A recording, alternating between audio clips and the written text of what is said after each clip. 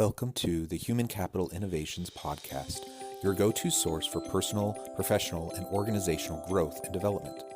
We hope you tune in often for all things people management, organizational development and change, organizational leadership, and social impact related.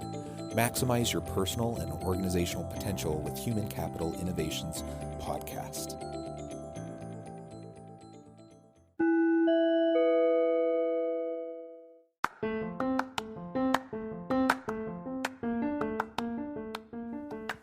Welcome to the Human Capital Innovations Podcast. In this HCI podcast episode, I talk with Richard Vague about government and banking impacts on the future of business and work.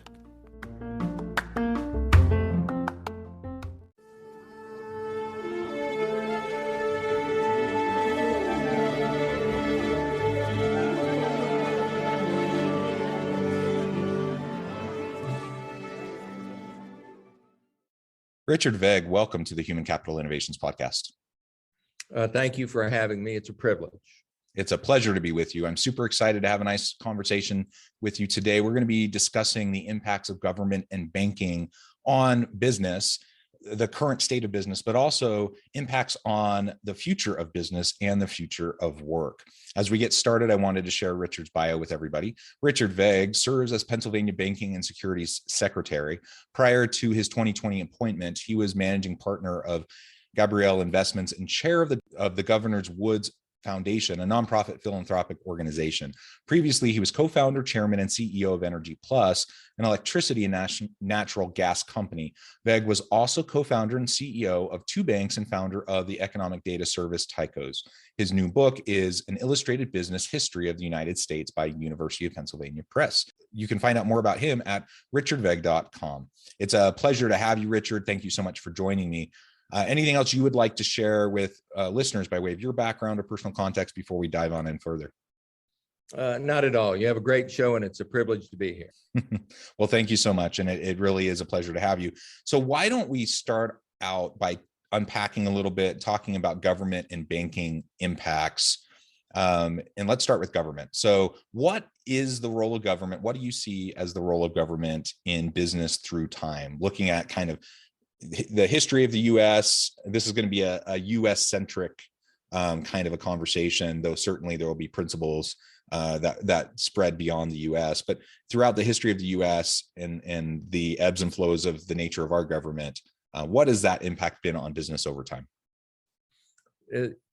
Despite beliefs to the contrary, the U.S. government has been heavily involved in business since the earliest days. It was obviously very instrumental during the American Revolution in identifying manufacturers, teaching them how to do interchangeable part manufacturing, financing many of them. After the Revolution, it was deeply involved in trying to steal industrial secrets from Great Britain. It was somewhat successful in this, set up a lot and financed a lot of the early manufacturing efforts of the country. Then after that, it was deeply involved in canals and railroads, which really powered the U.S. through the 19th century. It was the state government of New York that financed the Erie Canal at a time when private capital was insufficient to do that. Deeply involved in railroads, which were really by far the biggest industry of the 19th century, through land grants, through direct financing, whether it's the Illinois Central, which was the longest railroad in the world until just a few years later, the Transcontinental Railroad took it. And then even as recently as the iPhone, one analyst showed that the 12 major components that make the iPhone possible, such as GPS, the internet itself, touchscreen technology, all came directly or indirectly from government-funded research. So the government's been there all along and deeply involved. How do you see the level of that involvement over time? So clearly it has always been involved to some extent. Has that grown over time? Has it stayed fairly consistent over time? It has ebbed and flowed. And I think an important example of that is funding of basic research in the United States. That can be basic computer research. A lot of that is medical and healthcare research. The government funded the mRNA technology that is the key part of the vaccines we've all been getting. But core research, this is non-commercial research, currently is at a level that's 2/3 lower than it was in the 1960s with the Apollo moonshot project and other things of that sort. So I'd say we're in one of those periods where government is under investing, and that's a key item, especially when you look at the race we are in so many areas with China. Yeah, and if you make the comparison, say directly to a China, and now clearly they have a whole different approach and philosophy around how government is involved and invests in business than we do. But it is important to note, because you know, from a political standpoint and political ideologies, people tend to latch on, you know, to the socialist communist argument, you know, about why government shouldn't be involved in business. Yet the reality is, you know, those are kind of bugaboo scare words. The reality is government has always been involved in business in the United States, and it is in pretty much every country around the world to one extent or another. It's just a matter of how much and what the ebb and flow is. And like you said, right now, the pendulum has swung back a bit, and the government's not as heavily involved in investment into business and research as it once was. But that very easily, and I suspect likely, will swing back at some point. Yeah, I think the competition with China, which stems all of the areas which are the future.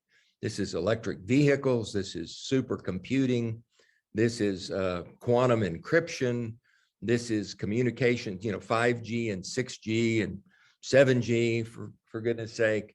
In all of those areas, we're suddenly realizing that not only is China catching up, but China has surpassed us in a few areas. And it kind of it doesn't matter what your political ideology is. You know, I think when you're falling behind other major competitors, you put your businesses at a disadvantage in setting world protocols and world standards and getting world market share. So I think this is a time for us to be upping our game. Yeah, very interesting. So let's shift gears now and talk a little bit about the role of banks in business over time. Now, clearly, there's a connection between government and banks as well, but let's try to parse that out and talk a little bit more specifically about the role of banks in business. Well, I was a career banker. You know, for 30 years, I was in that industry, and yet I had never studied the history of that banking, and I have been doing that extensively, not only for this book, but for other purposes. And what's interesting to me is that banks, financial institutions, were the first big businesses in the United States. The first bank was the Bank of North America. Thomas Willing was the president. 10 years later, we chartered the first so-called central bank, the first bank of the United States. Thomas Willing was nominated to be president of that institution as well. The stocks that were traded on the New York Stock Exchange, you know, under the buttonwood tree that we've all read about, were pretty much all banks and insurance companies. So the first sophisticated business sector in the United States, besides farming, which was obviously there all along, was the banking industry. And it was that banking industry that made possible the transatlantic trade and that made possible the Industrial Revolution. We would not have had an industrial revolution in England or the United States if there hadn't been a fairly mature, rapidly growing banking industry. Yeah, and of course, now we're in the fourth phase, the fourth wave of the Industrial Revolution. Knowledge economy, high-tech industries, service sector oriented businesses are predominant. And I suspect, you know, that banking has played a key role in all the evolutions and the growth as we proceeded through the last couple hundred years. Does that sound correct? Absolutely. You know, up to and including the present, and up to and including technology companies. Yeah. So we know that, if you look at the long view of history over the last couple hundred years, and you look at the role of government and banking in, right now we're just looking in the United States. They have set the stage, created the conditions under which economic development can occur, under which innovation can occur as we go through various stages of the Industrial Revolution. And ultimately, it has created the environment in which we do business today. So that now the question is, what do we see moving into the future? Are things going to stay fairly consistent? I mean, obviously there's pendulum swings and there's ebbs and flows, but do we see basically a similar trajectory moving into the future? Or do we see these mega corporations playing an enhanced role in the societal development and economic development of entire countries?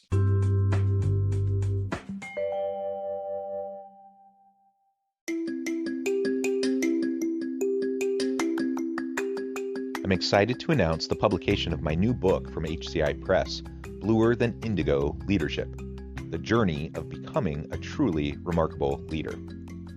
Early in my adult life, I learned about an Asian proverb that translates as bluer than indigo.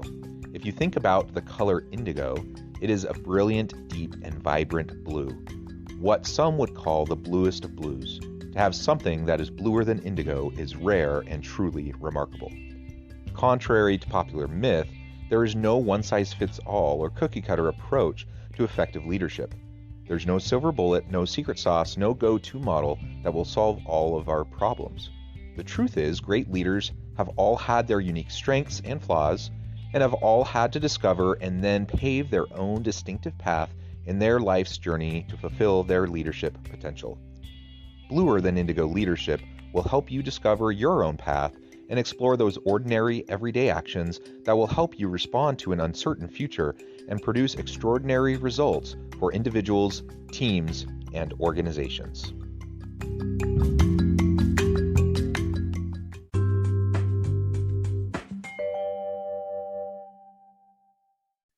I think there are profound shifts underway.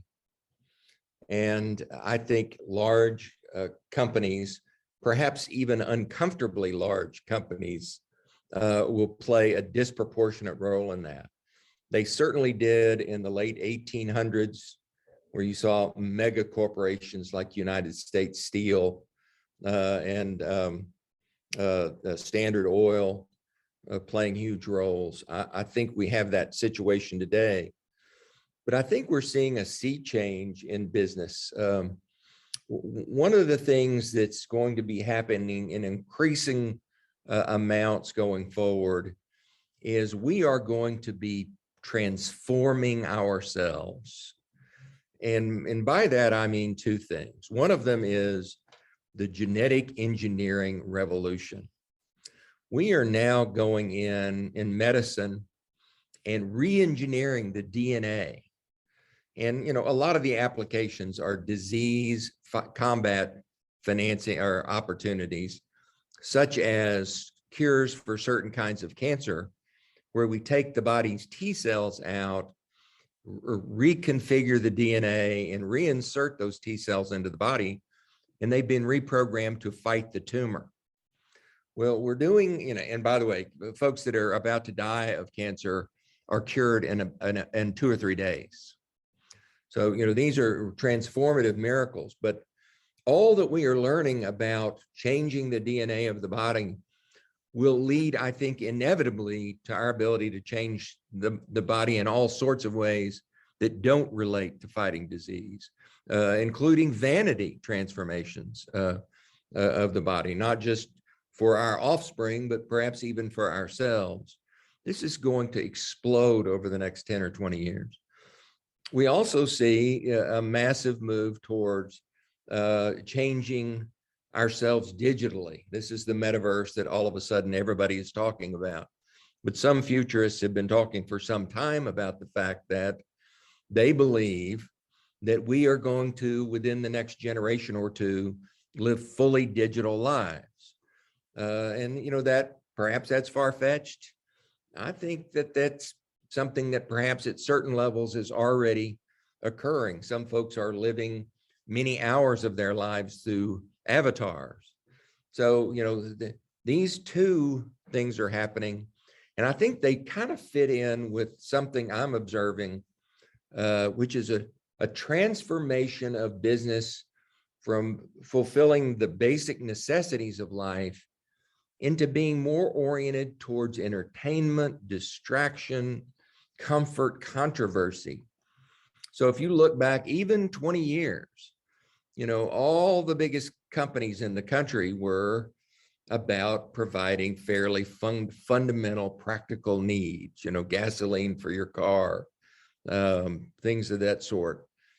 For the first time, we're seeing companies like Facebook emerge up toward that, and entertainment's always been there, but it's always been smaller. And today it's starting to emerge where many of these companies are becoming among the largest in the country. And I think that's a function of our wealth. We don't have as much urgency about, just simple feeding ourselves. We're now starting to live lives that are about comfort, controversy, distraction, and it's an interesting change, and it's a thought-provoking change, but I think it's a real change.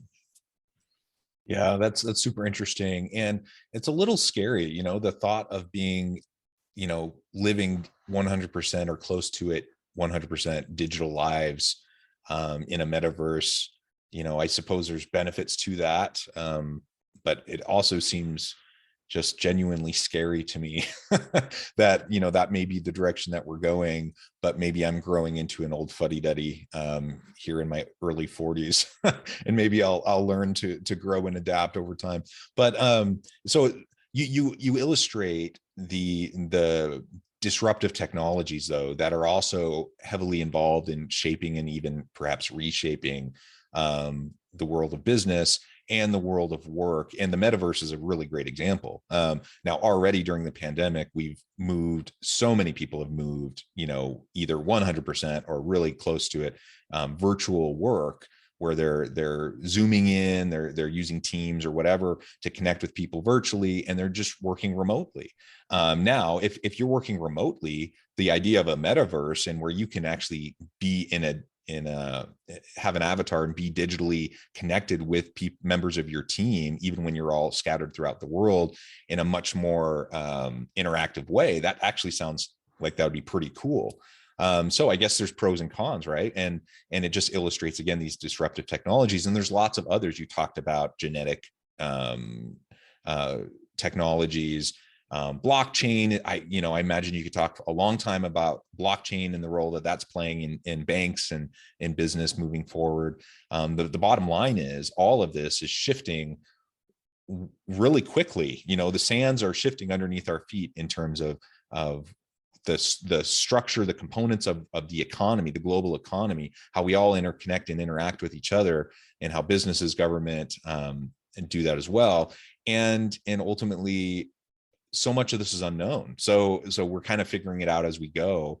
And that means there's going to be a lot of growing pains, a lot of hiccups. And a lot of people are really concerned, for example, the ethical considerations around some of these new technologies, but also the social economic disparities that we see, the growing disparities across the globe in terms of access in different disadvantaged and marginalized populations or societies around the world.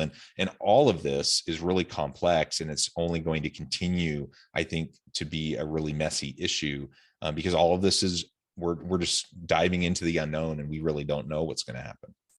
Absolutely. And one of the things we do know is that the faster the rate of change, the more likely a virulent counteraction is going to be. When we saw really fundamental Islam of the Muslim religion, it wasn't evidence that society was going backwards. Evidence that society was moving forward too rapidly. A lot of the reactionary things we see in the United States are not a sign that we're moving backwards. They're signs that we're moving forward too rapidly.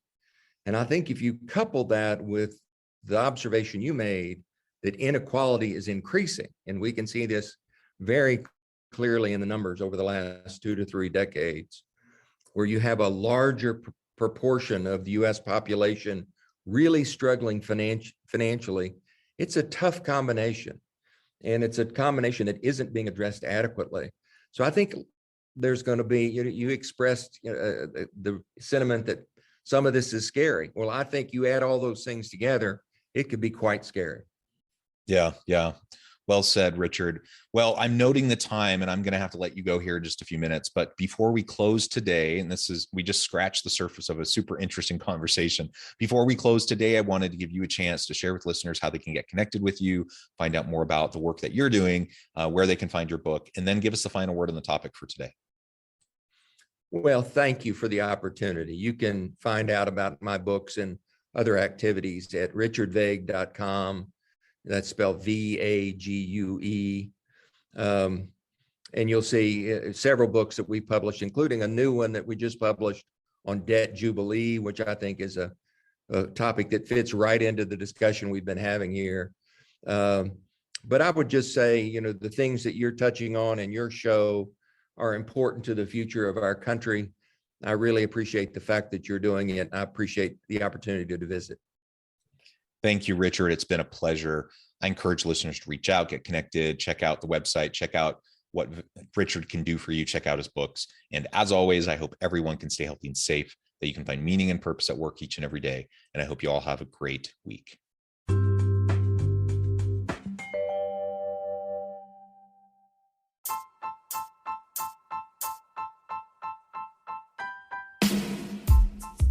The alchemy of truly remarkable leadership. Ordinary, everyday actions that produce extraordinary results. Consider how the nature of work has shifted over the past 50 years. With increased globalization, rapid technological advancement, and the shift in economic composition, the average job of today looks very different than the average job of 50 years ago. What will the jobs and organizations of tomorrow look like? Moreover, what does this all mean for organizational leaders? What are the core competencies and capabilities of organizations and their leadership that are prepared for continued disruption and geopolitical and socioeconomic shifts? Regardless of what the future holds, increasingly, leaders need to be socially minded, data-driven, decisive, champions of talent, and disruptors of the traditional notions of leadership, teams, organizations, and work.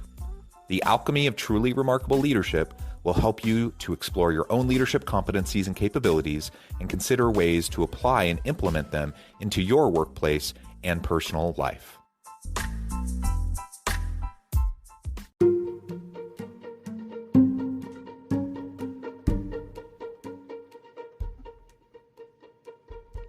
Check out Human Capital Innovations magazine, Human Capital Leadership. Human Capital Leadership is a free, interactive e-magazine with the mission to help individuals, leaders, and organizations find innovative approaches to maximize their human capital potential. We publish issues quarterly in August, November, February, and May. Take a look at the latest issue and let us know what you think.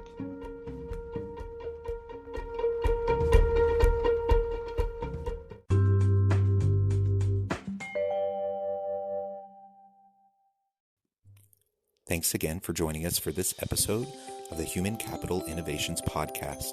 I hope you stay healthy and safe and that you have a great week.